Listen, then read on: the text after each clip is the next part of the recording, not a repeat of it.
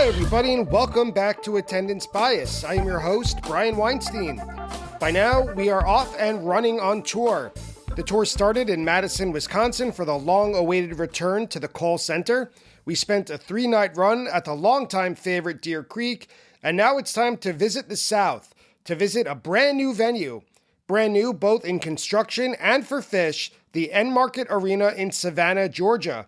Not only is the venue new to Phish, but imagine my surprise during my research when I found out that Phish has never played in Savannah before. This summer, we're going to witness a first. On top of breaking ground in the historic city, they're also playing for 2 nights. All that said, this means that there's a lot of unknowns for fans traveling to Georgia for these 2 shows. Luckily, today's guests have you covered. Earth and Jessie live in Savannah, and they have plenty to say about their hometown.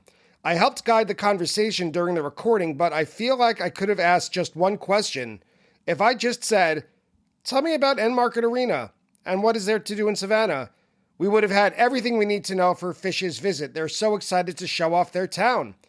Actually, even though I'm not going to these 2 shows, I was ready to book a flight to Savannah just to try and do all of the recommendations that Earth and Jessie gave during today's conversation. They cover everything: what to do, where to eat, where to drink, where to walk, where to park, and even where to get zoned out by floors made of crystal and glass containing dinosaur fossils, but also more practical details like what the area around the venue is like, how to get there, where to park. You know, the stuff that this podcast series is for. But let's hear it from Earth and Jessie as they are pumped for Phish's 2 shows at the Enmarket Arena on July 14th and 15th, 2026. Earth, Jessie, welcome to Attendance Bias. I'm so glad to have you both here. We're here to talk about Enmarket Arena. Phish is coming to town in Savannah, Georgia, that is, July 14th and 15th this coming summer. Their first time in the venue, their first time in Savannah. So we have a lot to talk. It's right. The locals are thrilled. We got to make sure that these out-of-towners don't mess up your awesome little city, so we can give them all the tips, everything they need to know. Before we get too deep into it, let's just dive right into the surface level so we know who we're talking to. We'll start with you, Jessie. What is your history in the Savannah area? Like, how close or how far are the 2 of you from the actual venue? Can you give us an overview? Yeah. So, hey, happy to be here. So excited to be talking about this. We've been wanting Phish to come here ever since we moved here, and we heard about this new venue, and it's been rumored for years. So we're beyond stoked. Terrible rumor. We've been down here since 2021. Moved here in the summer, and moved here like not by choice, but because of family, which is, you know, the era we're in life for many of us. Earth's parents retired down here in the early 2000s from New York, and so we moved out here to help take care of them before they've now passed on a few years later. Of all the places they could have chosen, we are so, so grateful they chose Savannah because we actually love it here, and we've bought a home. We're putting down roots here now, and so, you know, life is funny like that.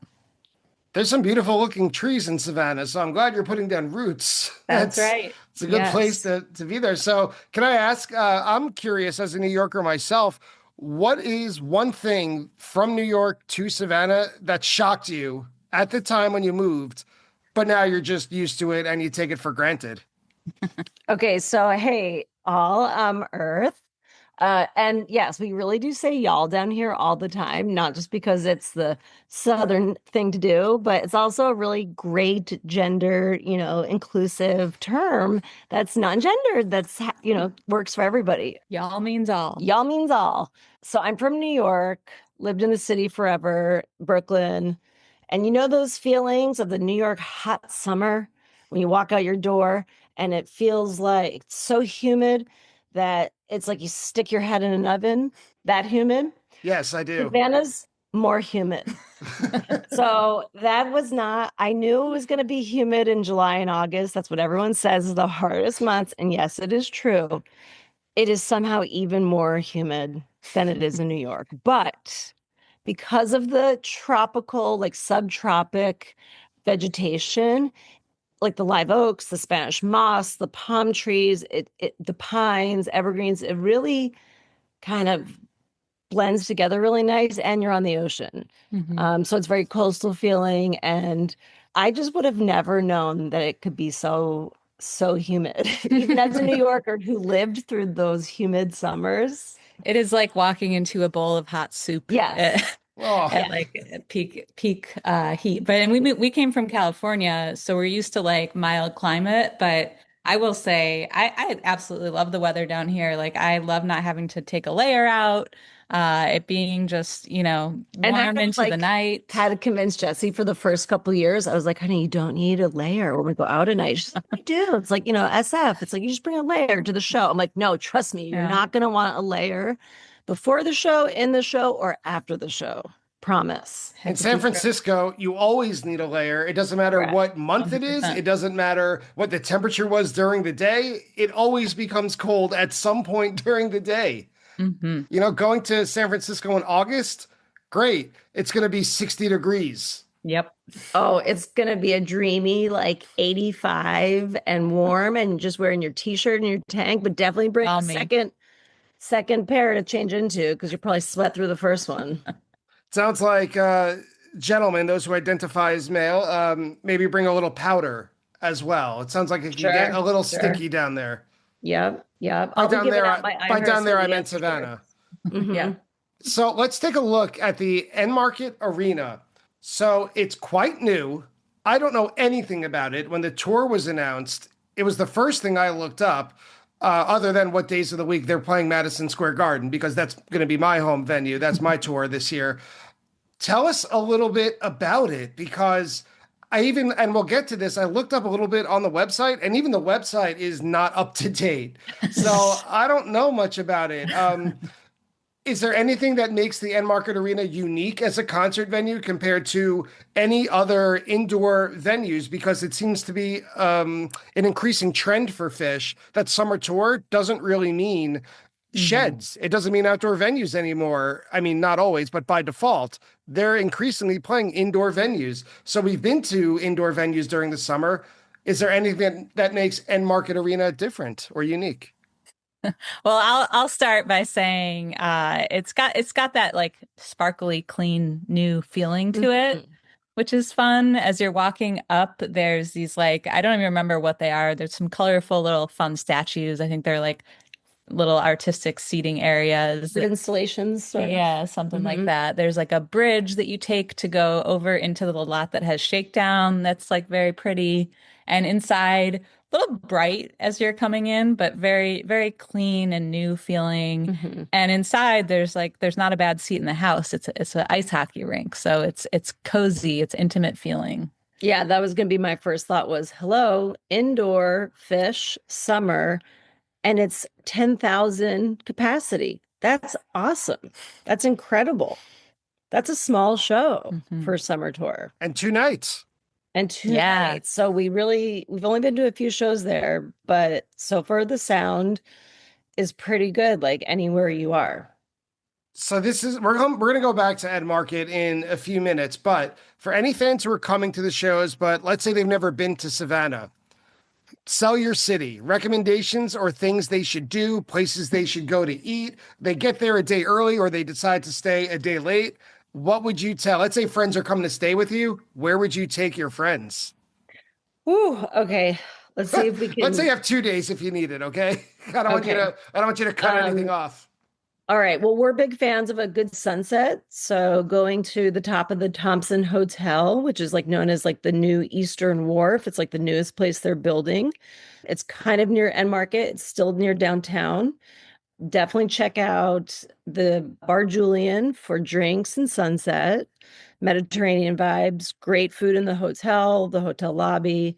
Then the other side of the river would be Plant Riverside District at the JW, which is epic in terms of if you're going to stay there or just to walk through. It's like a museum gallery of epic crystals, fossils, I mean, you name it. The entire hotel is decked out in crystals. Crystal themed hotel. Like it's made for us. The floors are clear glass, so you can look down and see like old fossils, or there's giant, huge crystals everywhere. There's high-end stuff. Even like the fixtures of your hotel room are all crystal. It's pretty cool. I have a feeling that some fans, depending on their states of mind, might find that even if they're enthralling. just going to be gravitated to that even lobby. If you don't stay there, who cares? Just walk through the lobby. It's great. You'll probably stay a while. You might stay a while, and they don't kick you out. You can just sit down, chill, and lots of chairs. And then there's also like a Rock and Roll Hall of Fame kind of thing across the way. But definitely eat, like walk along Plant Riverside. There's a lot of like outdoor bars, seafood, barbecue, open drinking container. Everyone knows in the city, about Savannah. Yes. Oh, fabulous. Okay, so that's big. So if you're a drinker, if you're not a drinker, it's happening. But there is a point where they cut it off. So just beware of that. So that's far away from downtown. That's like midtown. So you mean like a point geographically, not like a point in time, like after 11 p.m. Yeah. So like the end of Forsyth Park, which is away from downtown, and the water would probably be where the borderline is. Anywhere from that beginning of the park all the way towards downtown, and the waterfront would all be open container. Anywhere along the waterfront on River Street, that's kind of what a lot of people walk down. Cobblestones, that's fun. Watch out, don't wear heels. For real, the stairs say enter at your own risk. So no extra layers and no heels. Yeah, definitely no heels. I mean, hey, if you want to be that guy, go for it. But we also really love the Starland Yard, like art district. It's kind of there's like shipping cargo vibe with like lots of cute like food trucks and pop-up food places, like a trailer that's called Crispy Burger, best smash burger, probably best burger in town, open late night. Yeah, best. Get a crispy burger. There's a brewery right next door. Yeah, it's like an area outside of downtown or midtown, and it's newer, kind of, just it's a different vibe, not as touristy. So definitely check that area out. And then, if you're like a little enhanced pre or post show, there's beautiful parks. Forsyth Park is this long, like multi-block, very famous park. And then there's also 22 historic squares throughout all of downtown, and each one has its own little bit of different vibe. Much cozier. So if you're not feeling like, whoa, big park with epic huge trees that are incredible to look at when things are colorful. I mean, colorful is an understatement. I love when things are colorful. Yeah, me too. But then you go to the 22 little squares, and there's so many, and they're just quaint, and there's benches, and you could sit and you could have your own little square with like a group of friends, and it's chill, and it's just as epic and colorful and beautiful. And that's also close to like historic downtown. So if you're into that vibe and you want to check out just like the historic cobblestone streets with the beautiful historic homes, it's all walking distance. Yep. And then close to downtown. One more point to add for things to do is that most people don't realize we're only 20 minutes from the beach here. I mean, the water is going to feel kind of like bath water at that time of year, but like that can be fun too. And it's worth a drive out there one day to jump in the ocean. I mean, that's like my favorite thing to do before a Phish show if I can. Or go rent a boat. Plenty of people chartered cheap boats, and there's like little islands you could pull off at, and there's dolphins, tons of dolphins here. So that's another fun thing. Sunset, sunrise. We love lots of little divey restaurants and bars, so we could give you a long list of those. But if you want to talk about restaurants later, we can do that later. Well, rather than restaurants, let me ask you this. When my wife and I go on vacation, we always try to find what food do you get here that is local to here, wherever here is, right? So whatever this place is famous for, that no one outside, you can't really find a good one. Does Savannah have anything like that? Sure does. What would you say? What am I eating in Savannah that I can't find elsewhere? Okay, I'd say, I mean, you can get in Charleston too, but I'd say like low country is like the theme that you see throughout, and a low country boil I think is done best by Erica Davis. She used to do a catering company. There's cool outside seating, there's cornhole, no cocktails, but there's wine and beer. So it's a little more elevated of low country, but it's incredible. So the collards are great. The fried shrimp is great. There's barbecue. We live right by that restaurant. It's called Erica Davis Low Country. We live in Thunderbolt, which is a little area kind of like within Savannah, but on the river. And they serve redfish that they catch right out of the river at that restaurant. And it is like the shrimp and the fish that you can eat there. Just you can't get fresher. It's called Wausau redfish. It's one of the tastiest whitefish I've ever had. And a lot of places come with grits. I mean, like good garlicky sautéed shrimp with a red Wausau fish over grits is my favorite dish, probably in all of Savannah. You can't see it, but I'm patting my tummy right now. You're making me hungry just hearing about it. Fried chicken. Fried chicken. Of course. We kind of were surprised. There's not as many. We're still figuring them out, but I will just say it's this local tiny place called Geneva's. Just save your time and just, if you want fried chicken, go to that one. Just go there. Geneva's. And another cool thing down here, you don't think of the South for oysters necessarily, but there's a place out on Tybee Island that started a sustainable oyster farm, and they created their own breed of oysters called salt bombs.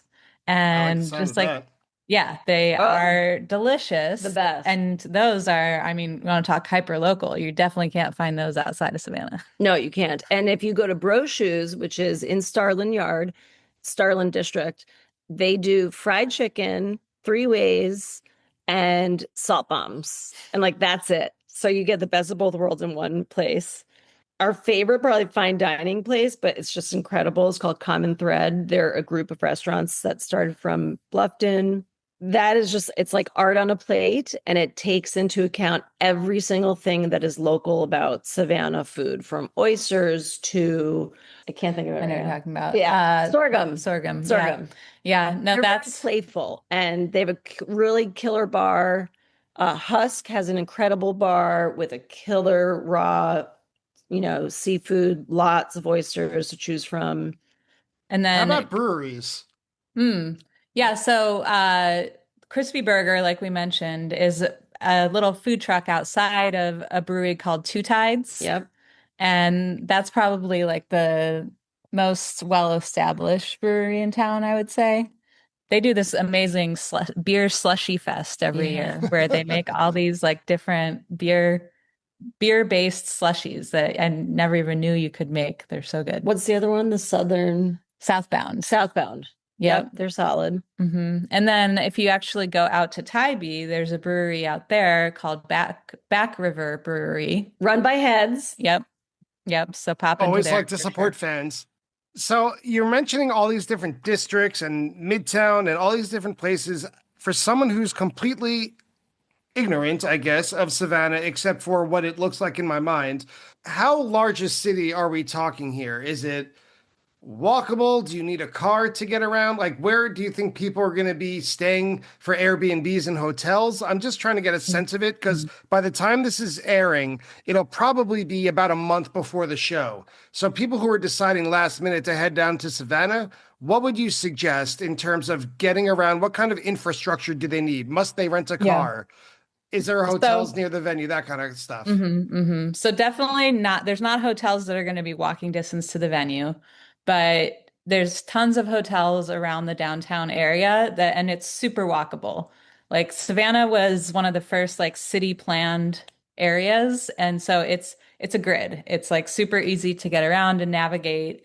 Very walkable, super flat. There's a free bus system downtown. I believe it's called the Dot, that can take you around. And then there's totally plentiful Ubers and Lyfts as well. There's also a shuttle that you can park at the Civic Center downtown and take it to the venue. So it's it's not as convenient as the hotel right next to the venue, but it's almost better because there's nothing out by the venue. Like, stay downtown, enjoy downtown, figure out how to get to the venue and back, and you don't need a car. I mean, unless you want to get out to Tybee. Sure. Yeah. But figure it out, go split a lift with a crew or But something. pretty much like Midtown is very residential. It kind of reminds me of like a Portland vibe. It's like mid-century modern houses. And then from that point forward towards the water is like where Forsyth Park starts. And that's where I think it becomes really walkable. And on either side of Forsyth Park is the historic districts.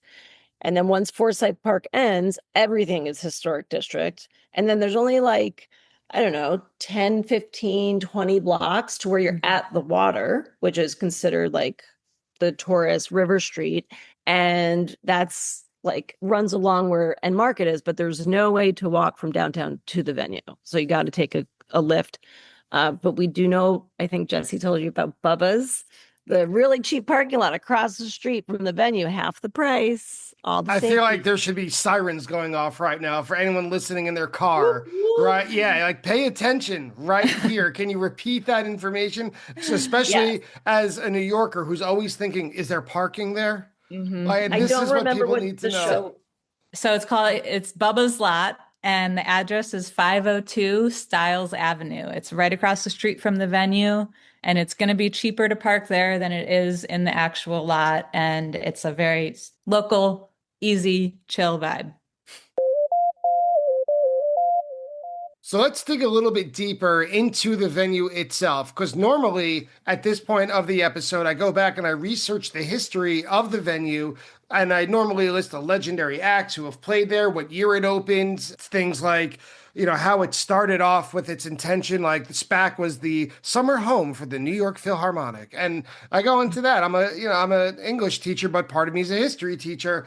And like any renovations and notable features, but the Enmarket Arena first opened in February 2022. There is not much history there. I looked up its own website on the little About tab. It's out of date. And when I say that, it doesn't mean it hasn't been updated. It's written in the future tense. It's written like it will open when it opens. So Wow. my understanding, and I know you said that you moved to the city in 2021, right? Mm-hmm. So the Enmarket Arena apparently is the inheritor of the Savannah Civic Center, which was used by the city since 1974.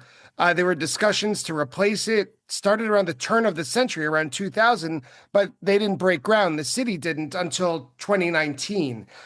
The arena's regular events, I think, Jesse, you might have mentioned this. Oh, no, it was Earth, that there's a hockey team, right? It's an ice hockey rink. The minor league hockey team, the Savannah Ghost Pirates, amazing team name. Do they sell jerseys? For sure. I got to look up what their logo is because that just sounds badass. And the WNBA's Savannah Steel. Otherwise, the typical events at the venue, to me, when I looked at their like upcoming calendar, seem to include smaller concerts, which is like, I don't know if this is exactly right, but it looked like a lot of Christian country pop, but like Disney on Ice. Not for nothing, larger artists like Billy Strings have played there, Sting and My Hero. This weekend. Sorry. Who is Sting? Billy Strings? Do you have tickets? Yeah. We have tickets. We're flying to Japan the morning after those tickets. So oh my God. We're 50-50 on if we're going to make it. Yeah. All right, well, we don't, so things can't get too colorful at Billy Strings if you have to wake up. Definitely not. Right. The only other shows we've been to are Panic. Oh, well, naturally, if it's so huge Savannah. Panic scene, of course. Yeah. So, but it was fun to see him there, but that's all we've seen there so far. But we do have a friend that works at the venue, and she gave me like some good intel. Ooh, are we breaking news here? Nothing really that we didn't know, except the biggest thing for real is at security check-in, they take, and I say take, all cigarettes, vapes, lighters, matches, tobacco vapes, weed vapes, you name it, they take it. But sometimes they give you the option to say, do you want to go put it back in your car? Sure. If not, they make you throw it in the trash. And if you're really good at hiding it, maybe they don't find it. That's real Southern hospitality to have you turn around and put it back. Everything else, they're super friendly. Yeah. Just, anything related to smoking or vaping, don't have it in an obvious location. Yeah. Right. It seems like if you could light it or smoke it, don't try it or put it somewhere else. Stash it. It's kind of crazy. I mean, I guess I stashed it, but like, Yeah, there was another place. There's another smaller venue. So the Civic Center, the Civic Center is a different building, more downtown, and The Johnny Mercer. it's got the Johnny Mercer Theater in it, which is a smaller venue. Trey played there last year. J Rad's played there. I think Humphreys plays there as well. So it's like a mid-sized venue, but it's the same security. So yeah, they took our friends, tried to take our friend's vape there, had their eye on him. They saw him stuff it in the old sock trick in the shoe, and they had their eyes on him the whole time. Even by the time he walked back up to the line, they were like, "Yeah, we saw that. Check his shoe. Check his shoe." What and if? Then he just so be smooth. Stashed what it in do you the bush. think, from what you've seen? What if you pull the hide it in plain sight trick when you go through security, right? Yeah, and you just hold your hands up, and you clasp it in your palms. Yes. Yeah, I mean, I feel like they were mostly just finding stuff like checking your pockets, looking in your bag. I don't know. I'm sure they pull some Jedi mind tricks. I'm sure they could. Yeah. Phish fans, and I say this with love but understanding, could be the most ignorant, stupid people in the world, except when it comes to breaking rules. They're a lot like middle schoolers in that way. We're really good at it. We're really good at it. We're really good at things we're not supposed to do. Mm-hmm. That's true. I did want to throw in one last name check for the people who were playing at Enmarket Arena this coming summer. My hero, in addition to Sting and Billy Strings, they're not necessarily my heroes, but my hero is also playing. Weird Al is playing. Whoa, I don't know if you're going to be. That'd be rad. Don't know if you're going to be in Japan for what. I don't have the date. When is that? I don't know. You have to look it up, but he's unbelievable. Cool. Wait, where's Ali Unbelievable. Wong playing? At Johnny Mercer. So Ali Wong is playing at Johnny Mercer, and also Brandy Carlisle is playing at the Johnny Mercer. And so Johnny Mercer, and that's where Trey played, which, by the way, fun fact, I personally think is what got Phish here, because Trey came, when was that? Like last year. About when he was doing his solo tour. Yeah. And he personally said on stage, he made, because, went to SCAD. SCAD's the big art school here. And he just said how much he loved and missed Savannah. And he really wanted it to be on the tour. So he said to his management, you have to make Savannah stop on the tour. So he's like telling all of us this in between songs. And I guess I yelled out, keep coming back. And we were like second row, which was awesome. And then he said, thanks, I will. So time I'm like, you just had a conversation with Trey. And now I'm like, you did this, babe. Sure, I did it. Nope, no big deal. No, Trey, I think really, really put it out there that he wanted Savannah on the tour. That's how I think it happened. Enough of the rumors, and I'm so glad it's finally happening. It's like dream come true. If you will it, it is no dream. Yeah. One more thing about Enmarket. According to their website, I really like this, that the venue designers seemed very community-based, like they are aware of their impact on Savannah at large, I mean. So this is from their website. This is a quote. Located just under 1 mile from the Civic Center, the new arena, and this is what I mean in that they wrote it in the future tense, even though I found this like 2 weeks ago, the new arena will expand the current downtown district while revitalizing a historic section. The new arena will bring a new level of entertainment to the region while breathing new life into a quiet section of Savannah. Savannah, Georgia is a charming southern escape where art, period architecture, trendy boutiques, and ghost stories are all set under a veil of Spanish moss. Yes. With its elegant historic district and festive delights like River City and City Market, all wrapped in a unique coastal charm, it's no wonder that Savannah is one of the top tour and leisure destinations in the U.S. The development of a new arena and the surrounding canal district on Savannah's website is one of the largest projects to ever be undertaken by the city of Savannah. The new arena site presents the opportunity to redevelop the canal district to the west of Boundary Street, creating a vibrant new center of activity and in Savannah's core. Did they accomplish their goal? They're doing it. There's actually a big, huge area right near the venue. I don't know what's happening there, but it's massive. And it's definitely going to connect the Enmarket Arena to part of the residential side to the water side. So there's something else happening. So maybe that's why it's still in the future tense, because that Okay, that is maybe I'm still the yet idiot to be then. developed. Okay. Yes, but I feel like I remember that reading from a while ago as well before. And when there was also, fun fact, because you sounded like you were like reading a commercial for Savannah. Yeah. If any of you all watch Hulu and you've seen a commercial for Savannah, Earth and I are in fact featured on that commercial, sitting at a bar. Yeah, apparently what was the Corn tournament? Ferry. The Corn If you're Ferry a golfer, tournament. the Corn Ferry tournament, we got like 16 calls from our friends all over. Also during, what was it, Super Bowl? Whatever it was. We had a drink at this great bar called the Artillery, really great for mixed cocktails. And someone said, "Hey, do you guys want to be on it? You know, just as Savannah locals." They needed a queer couple for, the diversity. Organized queers. And before we know it, our faces are plastered all over billboards in the airport, and then it's on TV. They didn't pay us. We just got a cocktail out of it. And everyone's like, this is years later, and the number of calls keep coming. They're like, still playing the commercial. Colorado, we just saw you drinking at a really nice bar in Savannah. Was that you guys? We're like, yeah, you got to get residuals. I know. You got to get yours. Yeah, we need something. Hi, everybody. Brian here to welcome you to the set break of today's episode of Attendance Bias. First, thank you for listening. And second, just a quick reminder to tell you that even though Attendance Bias comes to you for free, it does take a lot of work and it does take quite a bit of money to keep the lights on here at production. So I just wanted to ask a small favor if you could support the podcast in any number of the following ways. If you could leave a review or a rating of it on whichever podcast app you use. If you could spread the word, telling a friend or someone you think may be interested in it about it. Or probably the most concrete way is to go to www.buymeacoffee.com/attendancebias and donate however much you can financially to help with the continuing costs of Attendance Bias. So thank you again so much for listening, and I hope you enjoy the second half of today's episode. So when we look at whenever Phish plays anywhere, right, the next thing a certain contingent of fans looks at is the pre-parties, the post-parties. Is there any sort of music scene or jam band scene in Savannah that at least you're aware of?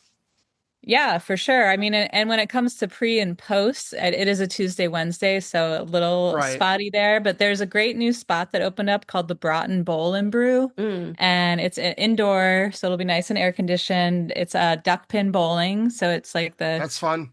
Yeah, and it's got a venue down there. And I know at least one of the nights I already saw they're doing an after party. That's where I would go. Who is it? I don't know. Some kind of local. I don't know. It's like a band that's doing after parties on like a bunch of the shows, I think. In Charleston, our favorite Talking Heads cover band, same as it ever was, played Phish's after party, and it was epic. And they've definitely played Savannah before, so who knows? It could be great. Charlie Fogg is like the local Dead cover band. There's great following, great family friends that we've made. Great little dive bar called Coaches. It has like an outdoor area where bands play. And then like in terms of just the jam band scene in general, I mean, obviously there's a huge Panic scene down here, and most of our friends we've made through the Charlie Fogg band are Panic fans. I wear my Phish gear to almost every show to meet other Phish fans. And yeah, we wear it proud. You got to show your colors. Yeah. We've made some friends that way. And then there's a bunch of, like other jam bands that come through. Eggy, Daniel Donato, Mo, Yonder, Leftover. Folks are starting, I think I mentioned J-Rad earlier. It's like, it's not a typical tour stop for a lot of people, but we're seeing, even just in the, 4 or 5 years we've been here, we've started to see that change. Yeah, there's like the big Savannah Music Festival that runs for a few weeks that incorporates jazz, blues, everything, hip hop, but it's diverse in its locations. There's also Dog Days Fest. I want to put that out there. That's a really rad festival. It's more of like a indie rock fest meets punk meets who knows, but Geese opened up for it last year. And we were there and it was epic and probably the smallest venue they will ever play again. Yeah. So check out Dog Days Fest. That's also got a great vibe and scene. Yep.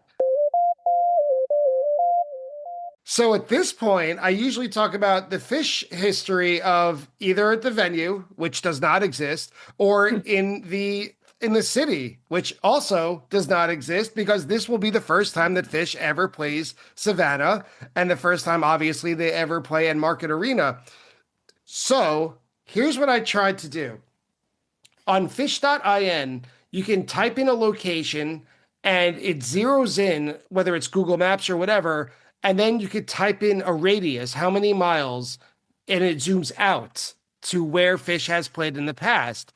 So I had to move out 100 miles before I found a venue or a location where Phish played, well, within 100 miles of Savannah. Do either of you want to guess where that was? Well, Okay.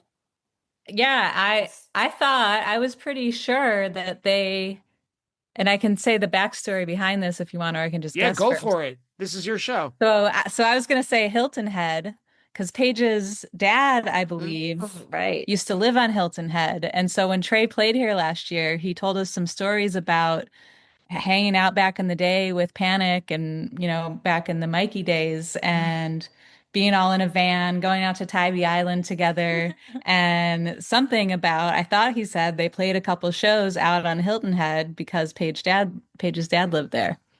It was at least according to this website, it was Yes. not Hilton Head. Although I do know that Trey and Tom Marshall have gone on songwriting retreats there. Right. And Mm. it's not Bluffton. It's not There's no Bluffton. venue big enough for Bluffton. Charleston's too far away.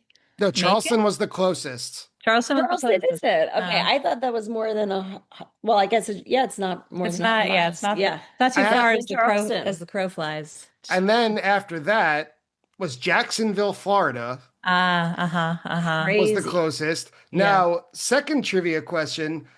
Where is the closest either city or venue, if you want, within the state of Georgia that Phish has played compared to Savannah? I mean, it's probably Atlanta. Atlanta, Alpharetta. right? It's Atlanta, but it's not Alpharetta. Yeah, Oh, it's not Alpharetta? Lakeview, right? Lakewood. Lakewood. It's Lakewood. Nice one. Yep, Yeah. yep. So Phish not very populous in the very southeastern tip of Georgia, I guess I could say. But things change, obviously. Right, And right. you'll be there for that. But hey, I always heard about those Dirty South shows, and they were not kidding when I started seeing them in Alpharetta. So I hope they bring it. Oh, Same yeah. in Savannah. I think they will. I mean, and that's kind of my next question. I had it written down. Do you think Savannah, and I picture Savannah similar-ish to Charleston, right? Kind of like a tourist city, but obviously people live there. The historic district sets a certain frame in your mind of what, quote, what it looks like. It seems quite precious as a city. Is Savannah ready for Phish? Like, I think, oh, is this like Forest Hills where the Richie Riches are going to complain? Is Savannah no. not like that? No, totally not. What did they say about Savannah compared to Charleston? Oh God, you're gonna tell them that? That's so funny. That Savannah is the ugly stepchild to. Oh, well, that's not nice. But you know what else they say? That Charleston, sorry, everybody in Charleston, we do love your food. It's like top-notch level of New York, but there's a lot of like douche bros in Charleston. They're Chads. Chads, and Savannah has way more art. It has SCAD. It's the core of it is art. And so there's not a ton of street art yet. And I think that's because they're preserving the historic aspect of the city, and half the city is owned by SCAD. But really, it's got a really creative vibe. There's art, energy everywhere. And Not so- not as stuffy as Not Charleston. stuffy Much at all. more come as you are. Yeah. And so yeah, not like Forest Hills at all. And I think, Billy's been coming here for 3 years now. I feel like he's got just as big of a, if not almost bigger, like scene around him than Phish does right now. I agree. He's a bit more mainstream. He crosses a few more borders than Phish does. Yeah. And it's a really diverse community where I personally did not feel that Charleston was as diverse. I love Charleston, love going to Charleston. But I do really love the diversity here in Savannah. Yep.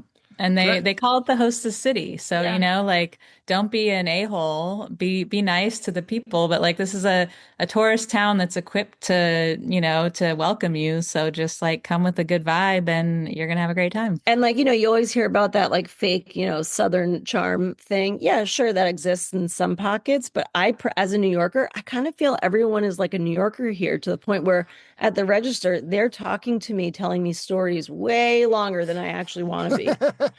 But at the same time, when you're lost in New York, so many New Yorkers will turn around to a tourist and offer help giving them directions in a heartbeat, or will tell them a story about their grandpa or something. So Savannah, everyone is really chatty and friendly and welcoming. And I find that to be kind of the case everywhere we go. And don't mess it up, fans. Like, yeah, no littering. We're not into littering. Let's make this a regular thing here. Just like be on good behavior. Open drinking is a thing, along with all those, pedal bikes, like, for bachelorette parties. It's kind of like Nashville. So the downtown can get kind of crazy on the weekends, but yeah, it's also really wonderful. You can just take your drink and stroll, which is really lovely.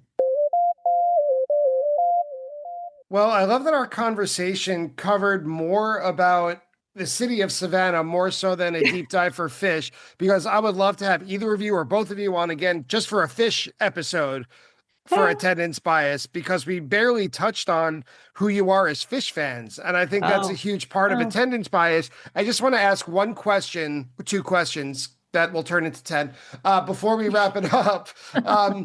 Earth, when was your first show? Just so the listeners get a sense of the personality behind the microphone, because they're probably listening to this in their car or on their commute. Who are we listening to? When was your first show? Fall 97, baby. What was the show? Do you remember? Hartford. Oh, that's an amazing one. Is that November 26th? Something like that. I'm terrible at Close memory, enough. Yep, definitely November, Hartford 97. So yes, one of our really good friends made a really killer sticker that says, what does it say? Kid, I'm fall 97 for life. Yeah. That's a tattoo. That's not just a sticker. Do you have any memories from it? Earth, do you have any like favorite memories from it? Or was it very colorful back then? It was just really mind-blowing. That whole fall tour kind of blended into itself, but it's just really 97 and 98. It was just killer for me. So I just kind of identify in the heart of heart. That's where I identify with by far.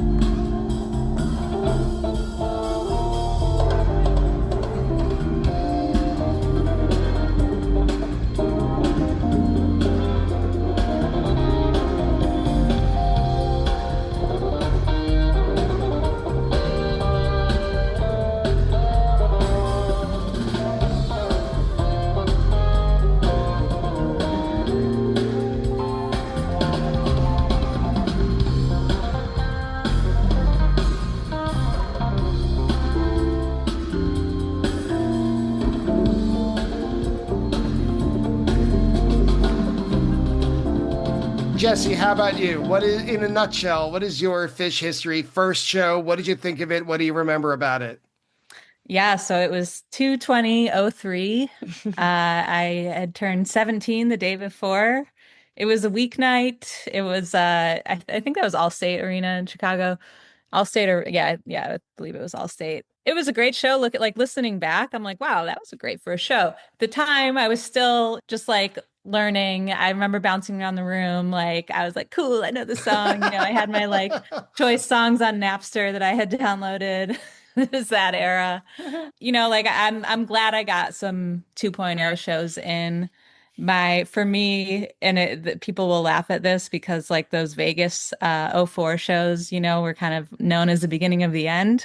But that was like my like, oh my God, like I love this band moment because it was like I was now, graduated from high school, living out of the house. My first run of like going to the run as like a quote unquote adult and just like having the time of my life.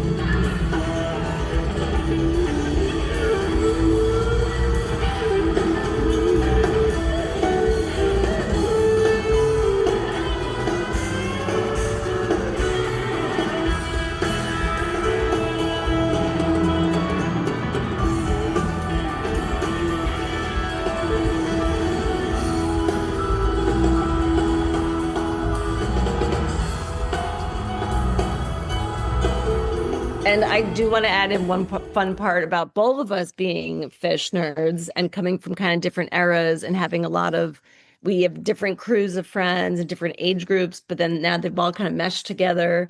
Jessie was more Midwest Phish, and I was diehard East Coast Phish. And it wasn't until like more recent years where I was like, yo, you need to be in the Camden Moat. And like, she got to be in the Camden Moat. Now she knows all about Camden. And she knows you got to get a little dirty there. Yeah. Yeah. So it's been really fun watching our Phish lifestyles and like, how we grew up kind of integrate and getting her to like get East Coast Phish. And now we're both getting the dirty South together. Yeah. Awesome. All the That's arenas. So Yeah. fun. I like we met and we're together on the West Coast. So like a lot of the shows I was catching for, most of 3.0 were West Coast. And actually I wrote an article in Surrender once upon a time about seeing East Coast shows for the first time as like a lifelong fan, but just like getting it on a deeper level in the like hallowed grounds of those venues. And now we get to add Savannah to that personality. Yeah. We get to add what it's like to see Phish on the coast in the South. So excited. Yeah, I think it's going to really be special. It's going to have a real quaint vibe to it in terms of like the downtown city. It's small and it's quaint and it's beautiful, but there's lots to do, tons of variety. You can stroll through cemeteries if that's your thing, ghost tours, you go to the beach. But it's just a really beautiful city, and they are really growing their music scene. And by building the Enmarket Arena, it was by 100% intentional to grow the city with a music focus, to bring larger crowds, to make this a touring town. So we really hope that this is what keeps Phish coming back. Yeah. And it's not one of those like midweek stops where it's like, oh, just sleep in your hotel and go to the shows. Like, please get out and enjoy. Yeah, your go city. see Savannah. It's really special. It's different. It's kind of like NOLA meets Charleston, but Savannah on the coast. Yep. It's its own thing. Yeah, it's something. And go to Crystal Beer Parlor. We love it there. Let's put a bow on it right there because I love everything you said, and I wish I were going to these shows so I could do, and then staying in Savannah for another week after. It seems like I have to touch on all the recommendations the two of you gave. So I'll be there, not for Phish. Sorry, not this summer, but I will end up there at some point. And when I do, I'm calling. Please do. Please do. I'm getting in touch. We have an extra room. Awesome. Earth and Jessie, thank you both for really making this a travel episode of the podcast, more so than a Phish focus of the podcast. It's refreshing. It really is. It's nice to hear because it's brand new to a lot of people. It's brand new to Phish. Yeah, it's going to be really brand new to a lot of people coming. So it's informative. It was enlightening, and there's a lot to look forward to. Everyone listening, bring a second pair of underwear, not an extra layer, but one to change into should you need it, if I understood my guests correctly. But you'll need it. Yeah, exactly. I know what I'm talking about.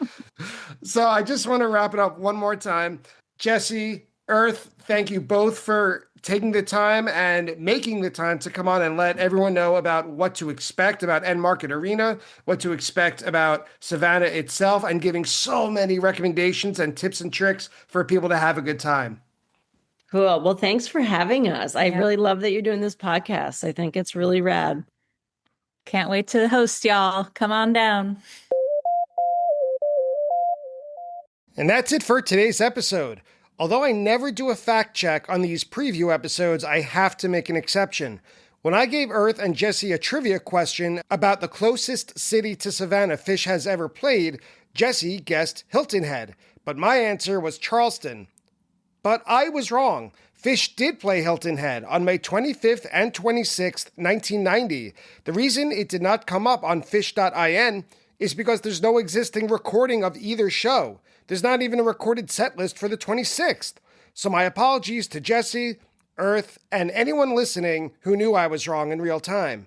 Otherwise, I'd like to thank Earth and Jessie for joining me today, Phish.in for the recording used in today's episode, Phish.net for all the information they provided, and the Mockingbird Foundation for everything they do to support children's music education.